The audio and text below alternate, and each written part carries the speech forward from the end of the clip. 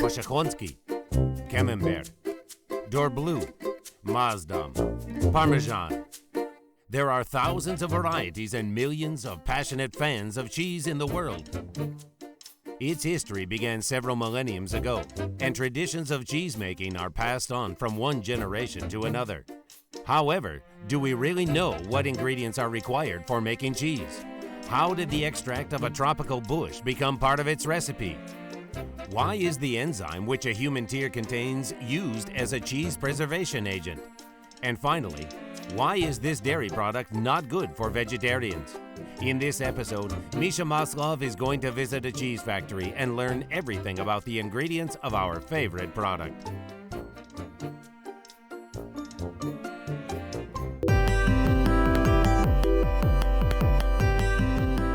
Finally, we managed to get to the factory. They have been making cheese here for about half a century. Today, we are going to learn a traditional recipe of making this product. I am ready to start, as I have put on all the required clothes. I guess I look like a real cheesemaker now.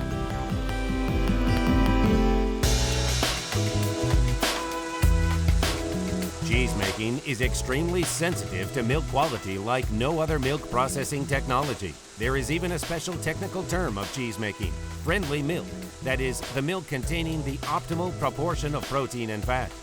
Also, the raw material should be eco-friendly, with no chemical and biological contamination. That is the reason why all cheesemaking plants are located far from big cities.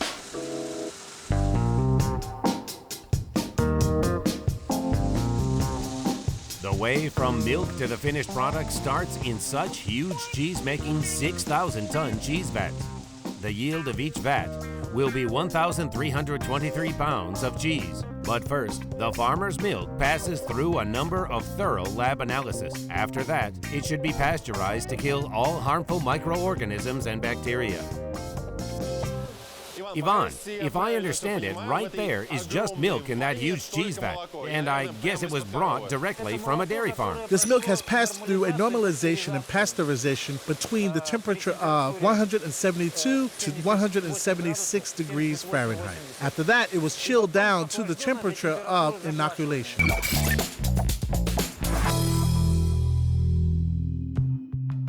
Cheese is one of the oldest food products. The scientists believe that prehistoric people made it long before the first manuscripts. The earliest relics proving that dates to the 5th century BC. Clay sieves with traces of milk fat molecules were found on the territory of modern Poland. Later, in the 3rd century BC, the Egyptians started making cheese. The stuff like that food was found in the pyramids. The ancient Greeks were also good at making cheese. Aristotle described the process of milk coagulation and cheesemaking in one of his treatises.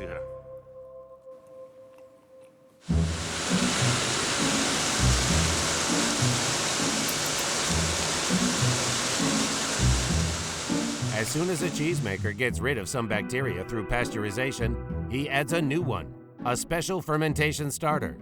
It is a solution of germ culture which is poured in through a separate pipeline. This is how the cheese-making process starts. Mesophilic bacteria are mainly used for making semi-hard varieties of cheese. These microorganisms make cheese as we know it.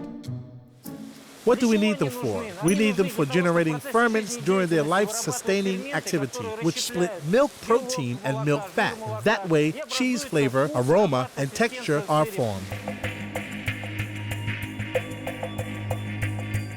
Mesophilic streptococci for the cheese starter are grown in special labs.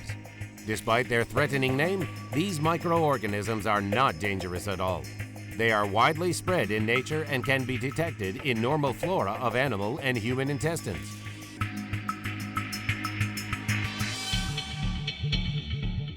As soon as the bacteria enter milk, they start splitting milk sugar or lactose, which results in the generation of lactic acid. By influencing on casein, the main milk protein, the acid triggers its coagulation.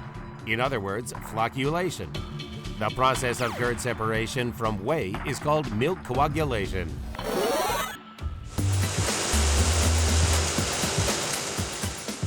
The The milk with the starter is heated to 89.6 degrees Fahrenheit, which is the optimal temperature for Mesophilic streptococci propagation. However, milk will never turn into cheese only with the help of bacteria and temperature. We need to add a catalytic agent, which will accelerate the speed of curd formation. That agent is called enzyme rennet. It breaks down the structure of casein molecules and makes milk change its state from liquid to gel. After adding the enzyme rennet, we stir it for 5 minutes, not more, and leave it as it is. We need to leave it as is, otherwise the curd can be destroyed. Well, right here in the cheese vat. That is some of the mechanical changes that can happen to the curd. In that cheese vat, it will remain for a while, as if to rest. Yeah, that is for when we add the enzyme rennet, we stir it and leave it as it is. At that very moment, it starts coagulating milk, and let's say milk protein or casein is being turned into insoluble condition. Coming up next in the program, what kind of cheese do vegetarians prefer? Who discovered the main secret of cheese making? Which cheese food additives helps to walk along black ice?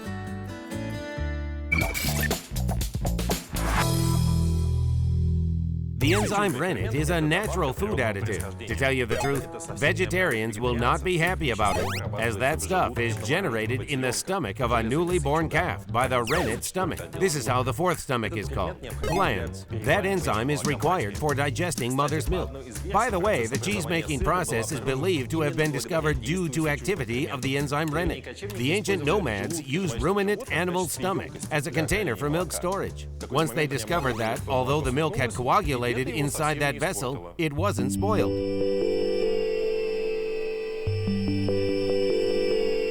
Of course, there are more humane ways of making cheese with using alternatives to the calf digestive enzyme stuff. Scientists have learned how to extract enzymes from some fungus and bacteria strains. Adagiski is the most vegetarian cheese, as its technology does not require adding the enzyme rennet.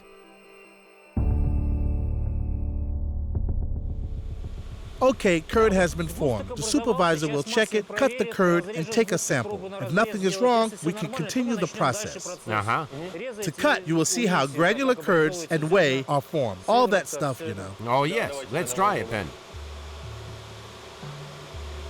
Here she is lifting the cut. Curd has been formed and its edges are sharp and even. Okay, we can start cutting it. We have lifted it up and saw its structure. That is, its sharp edges. Is it dense? Yes. And what then? Can we switch on the curd breaker again? Yes, we will switch them on starting from a lower speed, then the speed will be increased. That is, cutting of curds. And later we will see how the granular curds are formed.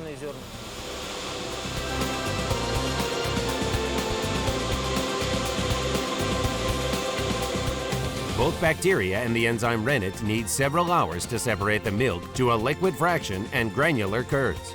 By the way, if we stop the process at that stage, we will get some cottage cheese. However, today's program is about a regular cheese. Okay, it's molding time. The granular curd from the cheese vats is sent along pipelines to those rotating drums. Right now we need to distribute it evenly and put the curd into those cylindrical molds. My hands are clean as I have just washed them, so I can take part in the process. What shall I do? We're going to start filling in the molds now. Okay, can I pour the curd in? Sure. Very pleasant to touch indeed. That granular substance is something soft and warm. Up to the brim. Up to the brim, yes. We have to fill in the molds completely, and then we'll make some sort of hills. And now like a hut.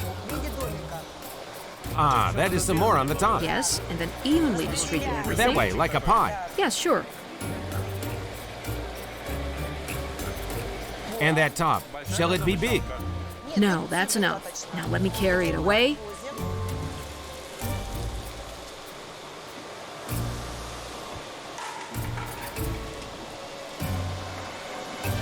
And let me bring another set of molds.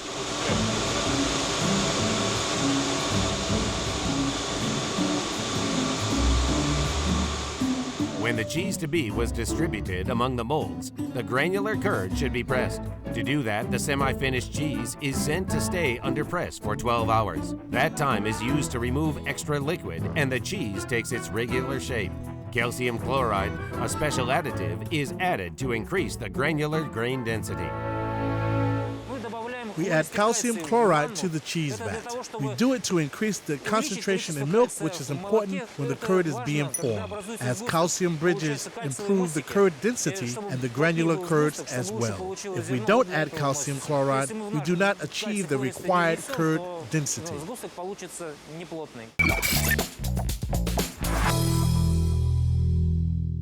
Calcium chloritum, or calcium chloride, is classified as E509 in the Register of Food Additives and belongs to emulsifying agents. It is used as a firming agent in the food industry. Basically, that additive is used in the dairy production. Its daily amount should not exceed 0.01 of an ounce. Calcium chloritum is used in different industries and in glue and rubber production, for example, or as a hardener in highway surfacing to withstand black ice. What universal stuff! Coming up next, why does cheese spend some time in a vat before it's ripening? How do we get yellow cheese out of white milk? How does an ancient Aztec paint become an ingredient of Gouda and Mazdam varieties? The cheese spent the entire night under press and became firm and heavy. It weighs about 22 pounds. Right now, we have to work hard to take it out of the mold. Careful! Well done. Great. On the first try. What shall I do after that? Then we shall turn the block over and remove the cheese from the cheesecloth. Okay.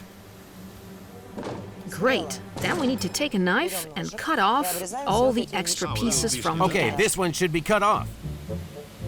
Great. Yeah, you see, you're doing a great job. Yeah, I'm trying to. Well done. Come on, don't be shy. Great. I'm just afraid to cut off anything extra. Well, I mean to cut a lot. Now we put it into the container. And here it is.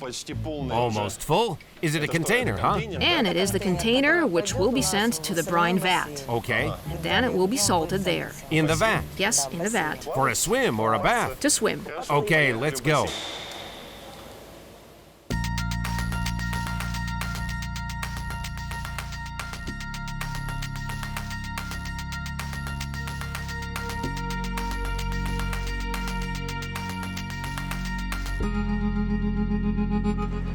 These vats are filled with salty water or brine. The salt concentration is 18%. The cheese will remain here for 2 days.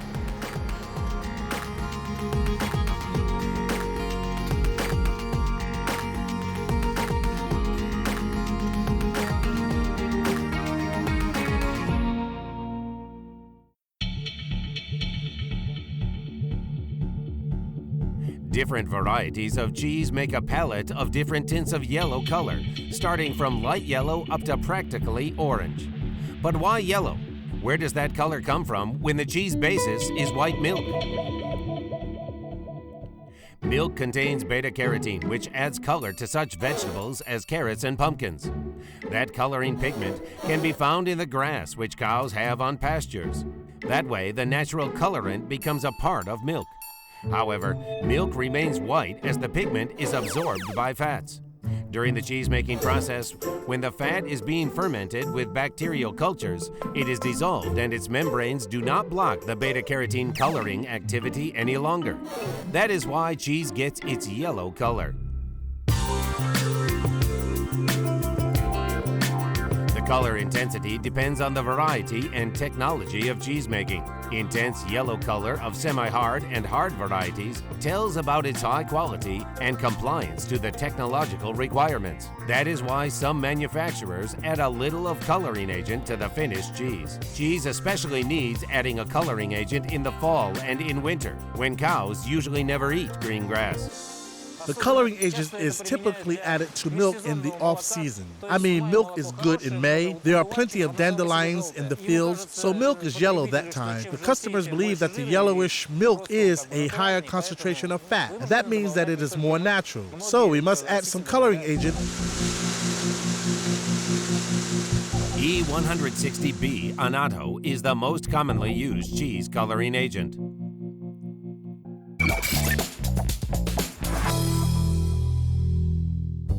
The coloring agent annatto is one of the oldest natural colorants.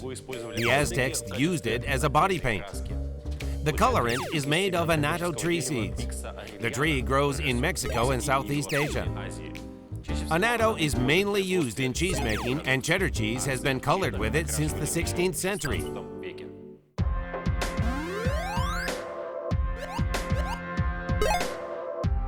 To find out how they make the cheese, which is spread over a piece of bread rather than put on top of it, you need to go to a different plant. The technology of cheese spread making differs from making semi-hard cheese significantly. There can be several varieties of that cheese, including Gouda, Russian, Dutch, and so on.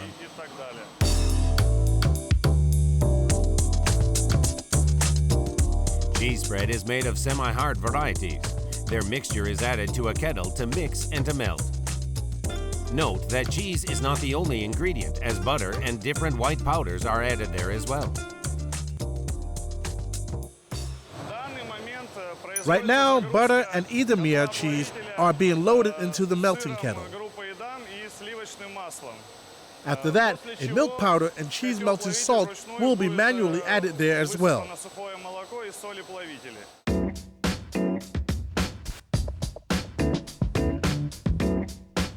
Cheese melting salt is a common name for the food additives which trigger protein dissolving and homogeneous spread of fat along the entire stuff.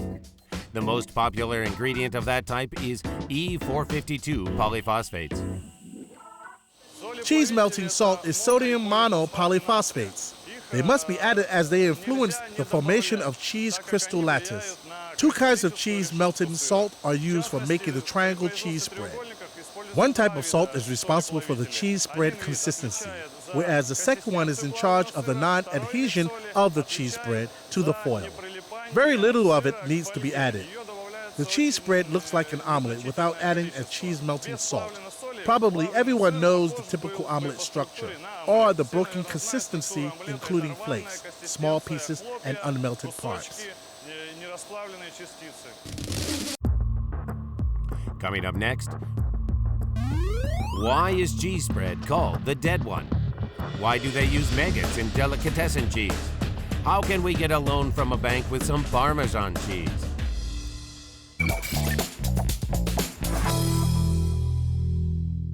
The first cheese spread was made more than 100 years ago in 1911. It was invented in Switzerland, a cheese country, by two food industry scientists who worked for the Defense Ministry. Traditionally, the main dish of the Swiss draftees was fondue. What can I say? The Swiss draftees had a terrific life in the army. The scientists decided to add citric acid salt to the cheese to prevent it from hardening. It was the first cheese melting salt that helped to discover cheese spread in the first place. After adding all the ingredients, the kettle is closed, vapor is automatically sent there, and the mixture inside is heated to 194 degrees Fahrenheit. After that, the cheese spread to be comes through the secondary thermos treatment at 284 degrees Fahrenheit to completely exclude the presence of any harmful microorganisms. However, that high temperature kills not only harmful but useful and living microorganisms, which are used as a fermentation starter for making semi-hard cheese. That is why cheese spread is considered dead.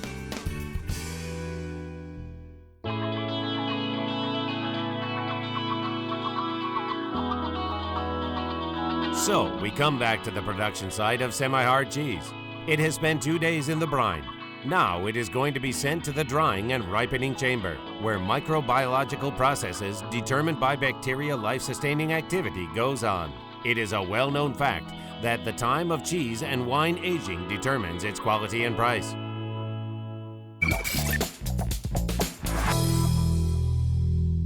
The older the cheese, the more expensive it is. It is especially true of Parmesan. Some Italian banks at the beginning of the 20th century made use of that. They gave Parmesan cheese loans to cheesemakers. Those cheese blocks ripening for 2 to 3 years were placed in a special bank vault. If a lender was not able to pay on time, the bankers would have left the cheese for themselves. In that way, they return their money and gain some profit due to the price difference.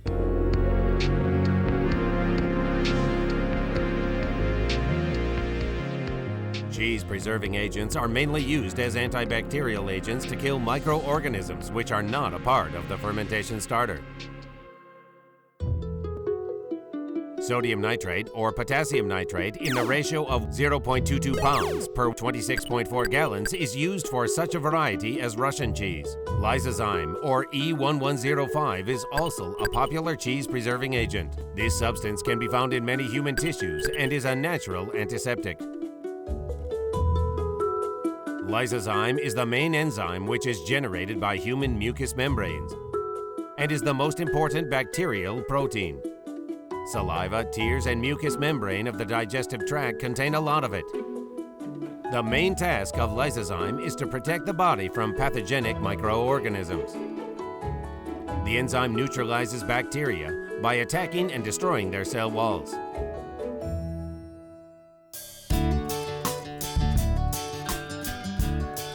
The cheese we have made today will ripen for more than a month on the shelves. However, the lab personnel prepared a cheese which has come through the complete production cycle. Finally, we'll be able to taste it.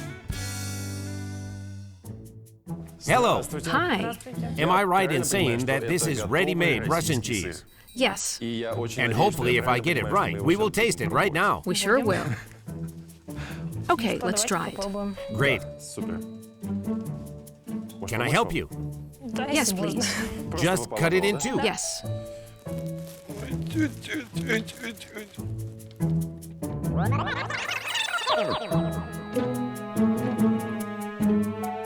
Help yourself, please. Thank you. It has a smell of fermented milk, The smell is delicious. even and flexible dough.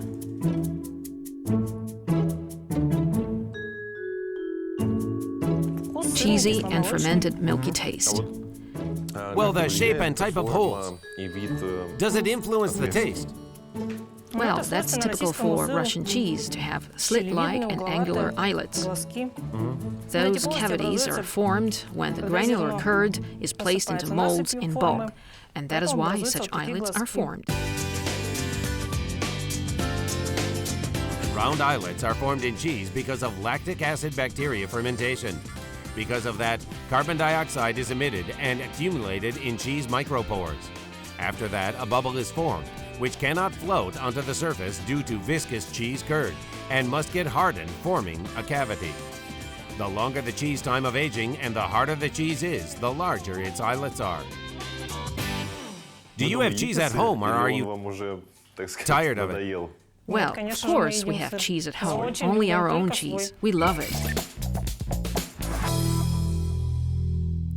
Kazu Marzu is one of the most expensive cheese varieties in the world. It is produced only in Sardinia, Italy. Living insect maggots are among its ingredients. The technological process includes making usual sheep cheese rotten with the help of cheese fly maggots. The warm acid accelerates cheese fat breakup. The delicatessen becomes soft and is filled with liquid. I wish I had a piece of it right now, huh? The cheese is served with alive white worms. Those who are going to have it for the first time are warned that they should be careful, as the disturbed worms can jump into the eyes or into the nose.